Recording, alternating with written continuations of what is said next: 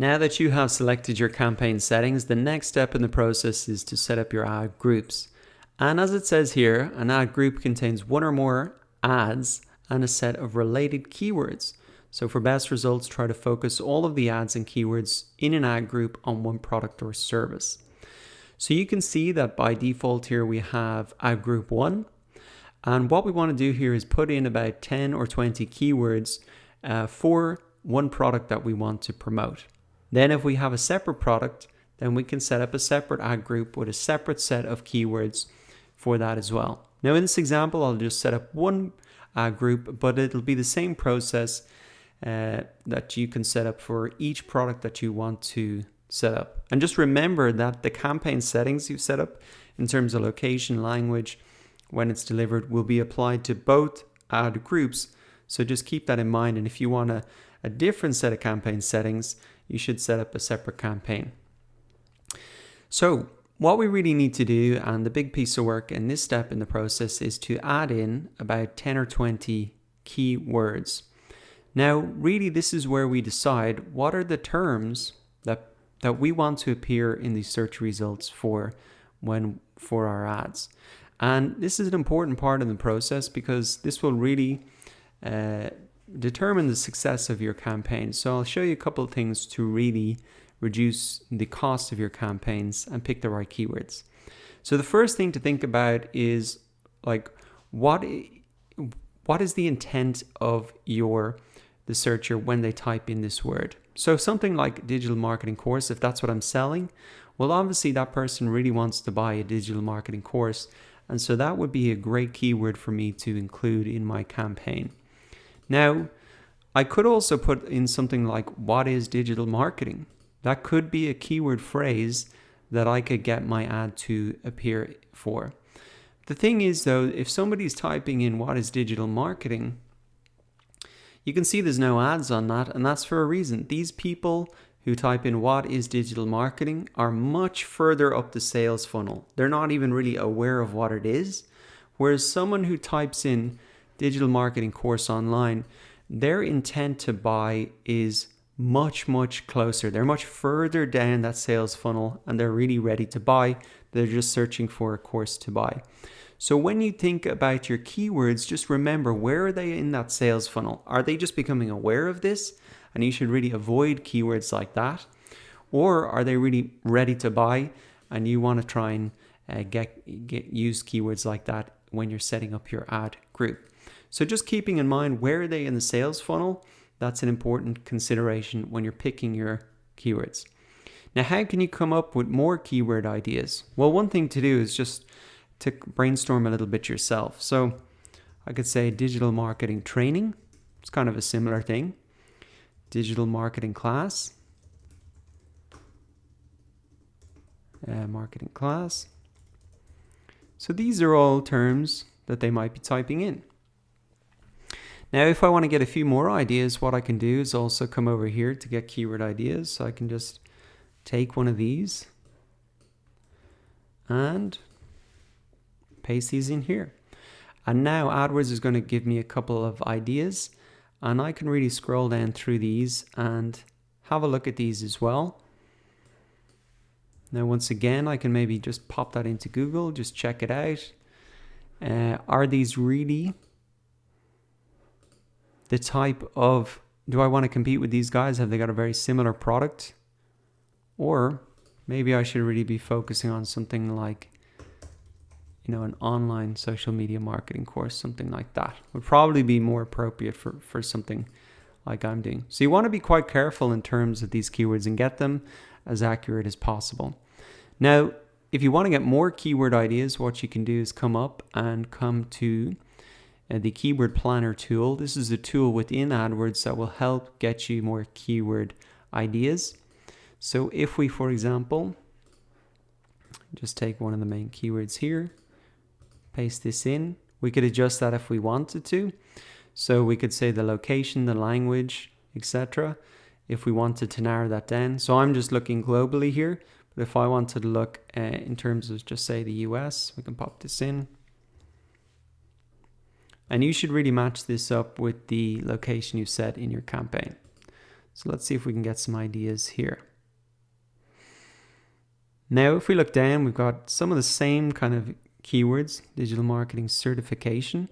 And the interesting thing about this tool is now we can start to see the suggested bid. So we can see like what is the suggested bid if we want it to appear in the search results for these campaigns. Now I will say that this is quite a competitive keyword. Normally there would be courses that could be $2,000 that people are selling offline in colleges, universities, etc. That's why these suggested bids are very high. So don't be put off by this. Probably for your product, the suggested bid is going to be a lot lower. But here's some other ones. Learn digital marketing.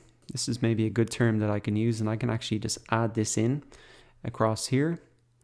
Best digital marketing courses, digital media courses. Could be interesting just to add to the list and check it out. So as you go down through, just keep in mind the searcher's intent as well. Again, would this be someone really looking to buy a digital marketing training or course? And just think about that as you go through and look at these different keywords. Now what you can do is actually copy all these to a clipboard then once you're happy, and then you can add these in again. Okay, so some other ideas. How can you get some more keyword ideas? Well, you can come and use this tool, SpyFu. And what you really want to do is maybe come to, take one of your terms again, just paste that into the search results. And what you want to do is just take the URL of a competitor and we can paste that in. We can come to their paid keywords. And we can just get a couple of ideas here again. Digital marketing certification. We can see the cost per click there as well. Curriculum development. So that's kind of an interesting keyword. If we take that, pop that into Google, I'm not really sure what that is. So that definitely doesn't seem to be relevant. So I wouldn't want to include that in my campaign.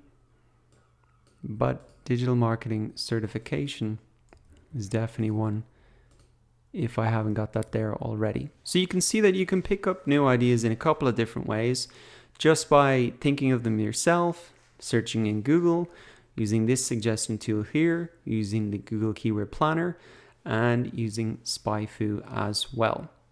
So what you want to do is really build up a list of 10 to 20 keywords.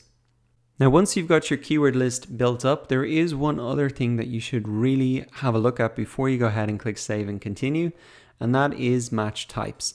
So you can see here, broad match, phrase match, exact match, and these are an important part of setting up your ad group because these match types really help control which searches can trigger your ads. So if you put a little bit of thought into this, you can really reduce the costs of your ads. Now, if you just type them in like this, by default, these will be all broad match. So if we open this up, we can actually see here that broad match is the default match type for all of your keywords. And ads may be shown on searches that include misspellings, synonyms, related searches, or other variations. So if your keyword is women's hat, someone searching for buy ladies hat might see your ad. So this sounds great, but what it really means is that if you leave it like this digital marketing course online, it could be shown to people who are searching for much broader search terms than that. And that's not really what you want. To reduce the cost of your campaigns, you want to try and trigger the ads only when you have these search terms or very closely related search terms. So what I have here is an image which I think helps explain this different match type a little bit better. So here's a couple of examples. This broad match, if you typed in something like formal shoes, then it would also match to formal footwear, evening footwear, men's dress wingtips. So it's pretty broad. Now, if you do one layer down, it's called a modified broad match. So if you put formal plus shoes, then that would match to evening shoes, black dress shoes, etc. So I want to show you how this works. If I put in, and we'll just stick with the same example to keep it simple. if I put in formal shoes, just like it is here, this is the broad match. So this could appear for a lot of different terms that are broadly related to this. Now, obviously, that's not going to be great for us because that means our ads could be triggered for a lot of different search terms where their intent might not be to buy shoes, but they're just checking them out or whatever. So what you can do then, one level down, is put in formal shoes. So what if we put this little plus symbol in here, it means our ad will only show up if the search term includes the word shoes, but it could be a little bit broader. So it could appear for things like evening shoes, black dress shoes, etc. So it must include that shoes, but this first word can be broadly related. Now what you can do even further down is put a star symbol or plus symbol in front of both words. So it would really have to contain formal and shoes in the search that they're appearing for, but it could appear words before or after like formal shoes, formal evening shoes, formal shoes comfortable, things like that. Now, if you want to get even more specific and trigger your ads only on a very specific search term, then you can use a phrase. So what we can do then is we could say, keep the formal shoes, but we can remove these plus signs, and then we can put in the parentheses here. So this phrase would have to appear in the search that they're typing into Google formal shoes. Now there could be a word before or there could be a word after, but this phrase would have to be in this order. So it could be best formal shoes or formal shoes comfortable, whereas in this one above, where it's the modified broad, these words could be appearing before or after, or there could be words in between these like formal white shoes, whereas here it'd have to be white formal shoes. So hopefully that explains the difference between those. And then the most narrowest type of match that you could have is just to put these two brackets around it. So what that would mean is that the ad would only be triggered when that exact phrase is typed into Google and no other words before, after, in between, anything. So that is the exact match type. So you can really set these by putting these little symbols in or before. And the key thing that you want to do is not just leave it on a broad match, because that will trigger your ads for a lot of broadly related keywords.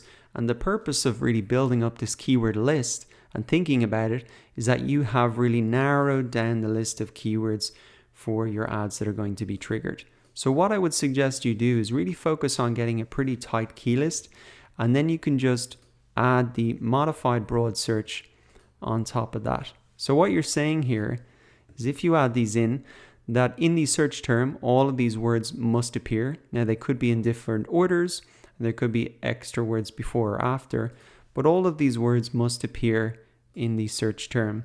And so that's what I'd recommend when you've decided your keyword list. Just add the plus symbol in front of them so that those words have to be included in the search in order to trigger your ads. So I'm just going to go ahead and fill the rest of these out. Once you're done then, you can just go ahead and click save and continue. And that really finishes up the second step in the process, setting up your ad groups.